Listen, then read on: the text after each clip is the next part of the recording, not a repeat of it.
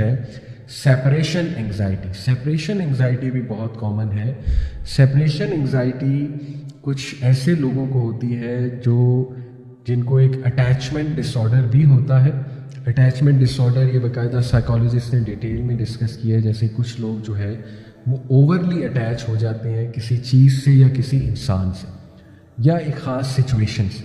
تو جب بھی اس سچویشن انسان یا چیز سے انہیں دور کیا جائے, سیپریٹ کیا جائے, تو اس کے رزلٹ میں بہت برا انگزائٹی اٹیک اور بہت برے پینک اٹیکس ہوتے ہیں. تو یہ بھی ایک قسم انگزائٹی کی ڈیفائن کی گئی ہے. اس کے بعد جو پینک اینڈ فوبیاز, یہ بھی جو ہے وہ انگزائٹی کی کیٹیگریز ہیں کہ پینک اٹیک ہو جانا. اور پینک اٹیک میں آپ کو پتہ ہے کہ بندہ آپے سے باہر ہو جاتا ہے اور بندہ چیخنے چلانے بھی لگ سکتا ہے, بندہ بے ہوش بھی ہو سکتا ہے, بندہ بہت ہی عجیب طرح سے ایکٹ کر سکتا ہے, لٹرلی جیسے کہ میں مرنے والا ہوں, اس طرح کے جملے کہہ سکتا ہے, رائٹ. تو یہ بھی بڑا امپورٹنٹ ہے کہ انسان اس پینک اٹیک کو بھی ہم ڈسکس کریں. اور لاسٹلی جو ہے نا آپ کو پتا ہے فوبیاز. فوبیاز مختلف قسم کے ہوتے ہیں. کسی کو ہائٹ فوبیا ہے, کسی کو کسی جانور سے فوبیا ہے, کسی کو ایروپلین میں بیٹھنے سے فوبیا ہے, رائٹ. تو یہ فوبیاز بھی بہت نیچرل ہیں. کسی کو انسیکٹ سے بہت زیادہ فوبیا ہے. تو یہ فوبیا بھی بہت جب ایکسٹریم جو ہے وہ شکل اختیار کر جائے تو یہ انسان کو اللہ معاف کرے مزید ڈس آرڈرس کی طرف بھی جا سکتا ہے, سچ ایز OCD. کچھ لوگوں کو ڈیتھ سے انگزائٹی ہوتی ہے, مورٹیلٹی سیلینس اسے کہتے ہیں. کووڈ-19 میں یہ انگزائٹی بہت دیکھی گئی ویسٹرن کنٹریز میں اسپیشلی. تو ڈیتھ انگزائٹی یہ بھی بہت خطرناک چیز ہے اور ایک حد تک ہونی بھی چاہیے ٹو بی آنیسٹ. لیکن جب یہ بالکل اس لیول پہ حاوی ہو جائے کہ بندہ جو ہے وہ بالکل بیکار ہو جائے, ڈی موٹیویٹ ہو جائے کہ میں نے بس مر جانا ہے اور کرے کچھ نہ, تو یہ بھی پھر نیگیٹو چیز جو ہے نا وہ بن سکتی ہے. اس کے علاوہ دیکھیے بہت امپورٹنٹ میں ایک چیز بتانا چاہوں گا کہ سبحان اللہ آج کل پازیٹیو سائیکالوجی میں ایک چیز ڈسکس ہو رہی ہے جسے ہم کہتے ہیں اسپرچول انٹیلیجنس. دیکھیں ہم نے مختلف انٹیلیجنسز پڑھی ہیں. ہم نے جو ہے کرسٹلائز انٹیلیجنس پڑھی, ہم نے جو ہے وہ IQ کے بارے میں بہت بار سنا ہے, رائٹ, انٹیلیجنس کوشچن. ہم نے ایموشنل انٹیلیجنس پڑھی, ایموشنل انٹیلیجنس کے بارے میں بہت بات ہوتی ہے. EQ کے بارے میں پڑھا. ہم نے سوشل انٹیلیجنس کی کیٹیگری پڑھی سائیکالوجی میں کہ سوشل انٹیلیجنس کیا ہے. تو آج کل اسپرچول انٹیلیجنس کی بھی بات ہوگی. اسپرچول انٹیلیجنس کو سائیکالوجسٹ نے باقاعدہ ڈیفائن کیا, بلکہ میں نام بھی بتا دیتا ہوں آپ کو. Doctor Robert Emmons, leading researcher in the psychology of spirituality, وہ ڈیفائن کرتے ہیں کہ spiritual intelligence is essentially the ability of a person to process the world around them and discover meaning and significance.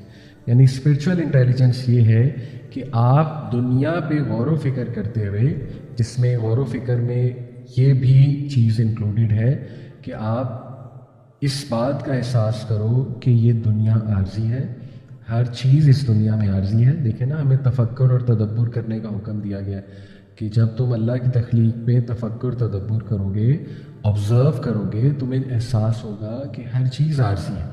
اس کا مطلب ہے کہ یہ دنیا اصل زندگی نہیں ہے. یہ پہلی چیز. اور یہ احساس کرتے ہوئے میننگ ڈھونڈنا, مقصد ڈھونڈنا اس دنیا میں. اور آپ دیکھیں کہ ہمارا دین تو کتنی ڈیٹیل میں مقصد بتاتا ہے. انفیکٹ ہمارا تو دین سٹوری شروع ہی مقصد سے کرتا ہے کہ حضرت آدم کو بنایا ہی کیوں, اس کی تخلیق کی پوری وجہ اللہ سبحانہ و تعالیٰ نے بتائی, دنیا کی تخلیق کی وجہ بتائی, ہمیں بنانے کی تخلیق کی وجہ, ہمیں بنانے کی وجہ اللہ نے بتائی. الذی خلق الموت والحیات لیبلوکم ایکم احسن عملا. اس لیے الحمدللہ اسلام ہمیں میننگ دیتا ہے. اس کے علاوہ جی میں آپ سے بات کرنا چاہوں گا بڑی امپورٹنٹ, یہ بھی جو ہے وہ پازیٹیو سائیکالوجسٹ بات کرتے ہیں جب بھی انگزائٹی کا ٹاپک آئے یا ڈپریشن کا ٹاپک آئے تو بہت ایک وسیع آپ کہہ لیجیے لٹریچر ہے پازیٹیو سائیکالوجی میں جو کہ سیلف ریگولیشن کو اور گریٹیٹیوڈ کو ریلیٹ کرتا ہے lower incidence of mental illness کے ساتھ. اس سے کیا مراد ہے؟ اس سے مراد یہ ہے کہ سیلف ریگولیشن کو بھی میں ایکسپلین کرتا ہوں.